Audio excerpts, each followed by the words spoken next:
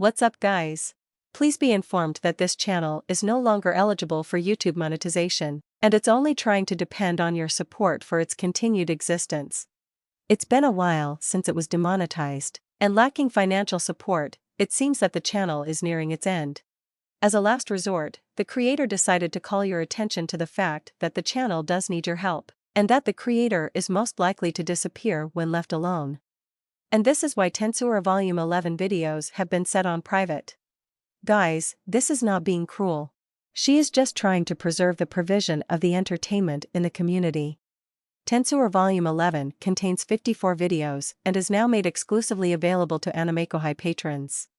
If you'd like to help her out, you may want to join the membership. And as a reward, you'll be able to watch those 54 episodes, from episode 169 to episode 222, and the rest of the latest episodes as well. Feel free to check her out on Patreon. The link is in the description below.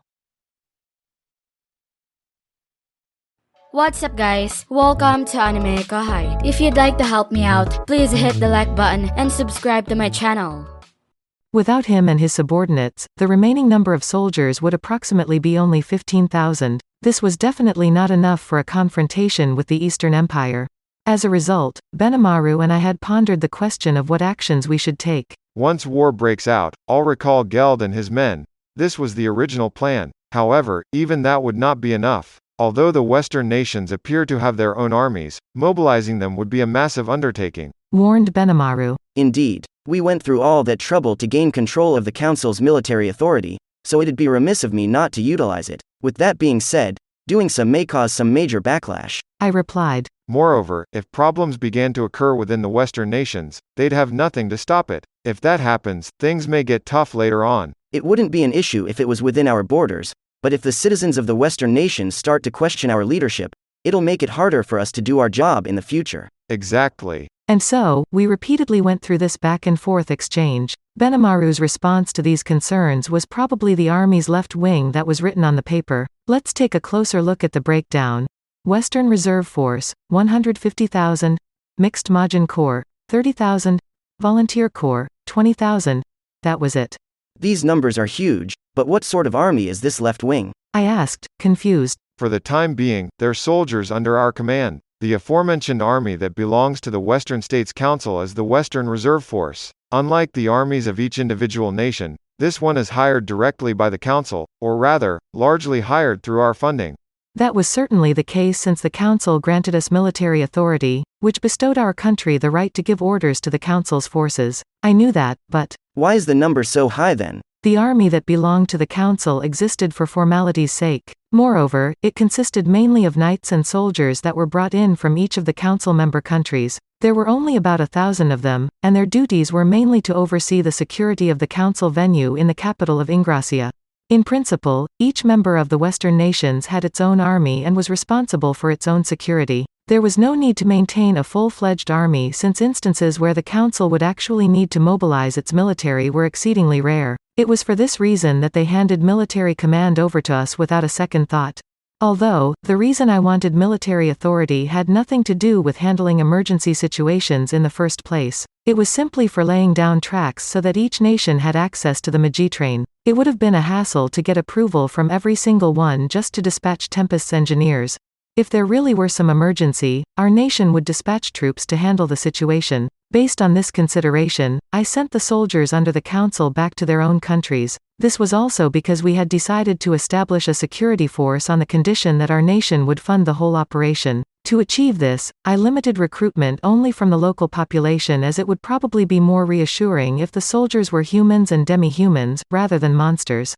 After the disbandment of the previous army, the new one surprisingly increased in numbers. According to Testarosa's report, rumors spread like wildfire claiming that you could earn a living if you enlisted, which ended up attracting a lot of recruits. But wasn't the purpose of this force just to maintain public order?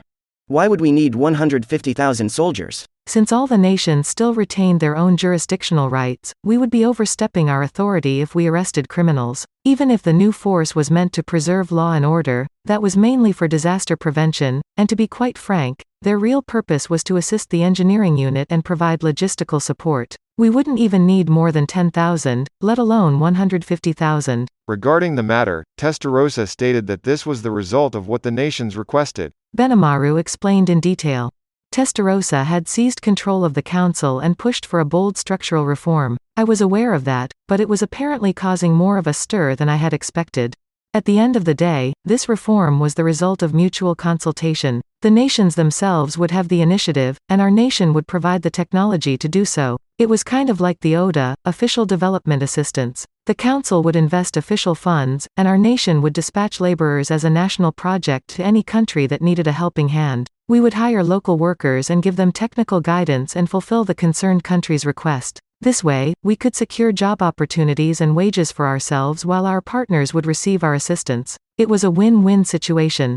However, there was no such thing as a free lunch in this world. Of course, there was more to this support system than meets the eye. It demanded something in return. For example, if we built a dam, depending on how much we invested in the construction, we would acquire an equivalent value in water rights as compensation. As for laying railroad tracks, we would charge a tax on the train fare and collect the profits in perpetuity. Just like what we had accomplished with the roads, we would be responsible for maintenance, but in exchange, the benefactors would have to agree to forego tariffs and grant all kinds of privileges. This was definitely something a demon lord would do. While acting all nice and friendly on the surface, I was committing rather wily acts. With that being said, since those who utilized our services would ultimately enjoy its convenience, they barely lost anything in this transaction. They were only paying the toll for future profits they had yet to see. Naturally, I expected the more powerful nations would try to take their own initiative. Even though it would take a while, they could mimic our technology after seeing it physically for themselves, secretly stealing it for their own use. I had anticipated this as a normal response.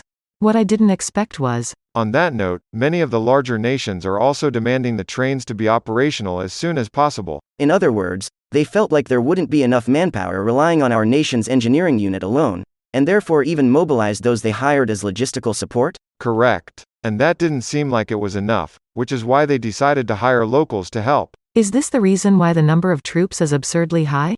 I gave Testarossa full authorization as the military attaché and told her to not report minor details of things to me when verifying policies. Due to my orders, it appears that this was news even to Benimaru, until very recently. The result was this mass recruitment. Wouldn't that just be playing right into the hands of these nations? By making us train their engineers, they could operate more easily later on. In lieu of imitating technologies, this was a more efficient method. Although it was quite the forthright approach, I actually didn't mind it. It was only natural for the leaders to come up with a plan like this under these circumstances. Moreover, the engineers we instructed would grow to become the pillars that supported these countries in the future. While it was a shame we couldn't keep the sole rights of this technology to ourselves, it'd be fun to witness the healthy competition of technological innovation that would surely come about in the future. Apparently, that's not it. If that were the case, those nations wouldn't merely hand their engineers over to us like this. He does have a point. Wait. So what you're saying is you took Testarossa's newly trained support troops and incorporated them directly as the Western Reserves? That's correct. Benimaru grinned after witnessing my complete astonishment. It'd be a shame to simply let go of all those engineers after we invest considerably in their growth. Under these circumstances, we might as well turn them into a full-fledged security force and train them in disaster response, VIP protection, and city defense. It seemed that Benimaru had quite the foresight. Testarossa was going to discharge them because she had no more use for them. Benimaru continued. But it would definitely be a waste. Indeed it would. I figured that we could prepare work for them, so I made the decision to organize and name them the Western Reserve Force. I see. Now I understand. Well, I don't think we could expect them to be proficient at anything yet in the short span of a year. However, if they continued to train, they had the potential to become an expert unit in disaster countermeasures. This would also be a good countermeasure against any unforeseen accidents, and as Benimaru mentioned, it could be utilized in a variety of different scenarios. I get it now. That was a nice call, Benimaru. That is not something worthy of your praise. Benimaru answered, looking rather abashed. The Western Reserve Force, huh?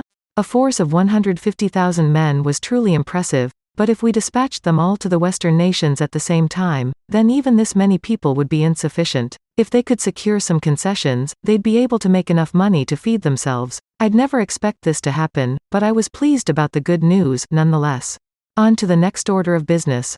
Now that we got the Western Reserve Force cleared up, what's this mixed Majin Corps? There's 30,000 in total. Are we conscripting monsters from the Great Jura Forest? It's a corps composed mostly of Majins who were under claimant. Geld had them working as prisoners of war, but I picked out and borrowed those who were decent at fighting. At the same time, the high orcs who had nothing to do after completing their construction work filled in the missing gaps. Based on what Benimaru shared, he was taking proper precautions so that the progress rate of Geld's construction projects wasn't negatively affected. In that case, good. It would have been better if the corps were made up of experienced fighters rather than a bunch of amateurs. However, I thought they weren't being cooperative? the majority of Clayman's men were rank B, but there were a few of them that were over rank A. They were a fairly strong group, but as a corps, they were clearly weak. Monsters who only followed orders out of fear were obviously no match for trained, professional soldiers. Gathering them now, just like that, I don't think there was enough time to give them any military training.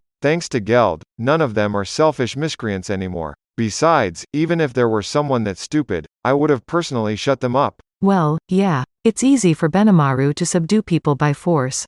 But, they just got used to the job, so forcing them to fight is kinda. Although I was reluctant, Benimaru quickly reassured me. This is something they've been saying. We want Rimuru-sama to see that we can be useful too. Huh? Benimaru said something unexpected. Those selfish Majins had volunteered to help on their own accord. Good food, good friends, bosses who rely on them, and rewarding work. They kept going on and on about how their strength should be used to protect all of this. Seriously? This was a happy little miscalculation, and their offer was very helpful. Conscripted troops were of no use in actual warfare. Sometimes, it was unavoidable for the sake of national defense, but other times, it was wiser to surrender unconditionally when weighing both costs and benefits. I couldn't bear the thought of being a slave to another country, but if it were only about being heavily taxed as a vassal state, temporarily bowing your head and secretly plotting your revenge was always an option. I was trying to play it cool saying it like that, but the point was that they could wait patiently for their chance at vengeance. There was also the option of willfully accepting the slight losses so long as the invaders didn't commit extremely atrocious acts. But that wasn't an excuse to ignore the feelings of the citizens who originally lived in that country. Those people should be responsible for choosing their own future. As a ruler, you could only respond to those feelings. That was why I felt conscription was the worst way to go about it and that patriotism should never be forced. Tempest was a country under my protection. I had no intention of obeying outside influences who made arrogant demands. If we didn't intend to relinquish our rights easily, there would always be disagreements. Furthermore, if the other side refused to give in, then war was an inevitability. It would be such a pain being antagonized. For me, if they didn't have the will to defend their own country, then I wouldn't mind if they simply ran away. I shouldn't get the wrong idea about who I'm supposed to be protecting. It was only natural that my priority should be the citizens that I shared hardships with since the founding of this nation, and I had no intention of taking care of freeloaders that came later and purely insisted on their rights. If I had nobody to protect, then I would flee as well. In that case, I'd just go off and create a new country somewhere else with like-minded friends again. For me, this land itself wasn't something I needed to cling on to. However, as long as everyone loved our home, Tempest, I would do everything in my power to meet their expectations. Regardless of what kind of foreign enemy they are, I will crush them with all my might. That's it for this video, guys. Thank you for always watching my videos and supporting my channel. Shout out to the new members of AnimeKouhai sponsors: Chad Vota, Godman Gaming, Jared Bressler, Akon Ngok, Byakuya327, Markithian Tidwell, Trevor Federkins, Mark Martin, Kieran. Thank you so much for helping out. Shout out to the commenters: Sheer Jonathan Ala, Ronald Estocado, and last but not least, shout out to Charlie Kale Tesoro. I'll see you guys in the next video.